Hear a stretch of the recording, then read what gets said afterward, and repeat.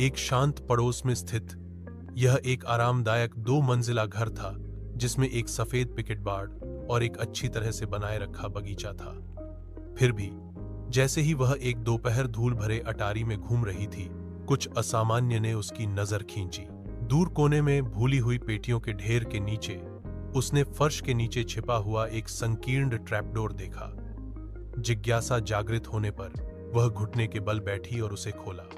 नीचे स्थित छोटा सीढ़ीदार रास्ता एक धुंधले बासी सुरंग की ओर जाता था।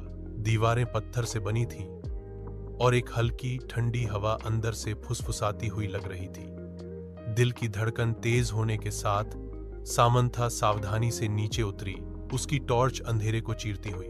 सुरंग उसकी उम्मीद से कहीं अधिक लंबी फैली हुई थी, जो पृथ्वी के नीचे मुड़ती और घूमती थी। उसे यह महसूस हो रहा था कि वह अतिक्रमण कर रही है, कि कोई उसका इंतजार कर रहा है। अनगिनत समय के बाद सुरंग आखिरकार एक छिपे हुए कमरे में खुल गई। दीवारें पुरानी बुकशेल्फ से भरी हुई थीं, जिनमें अजीब चमड़े से बंधे हुए खंड थे। कमरे के केंद्र में एक पुरानी मेज धूल भरे कागजात और पत्रिकाओं से घिरी हुई थी।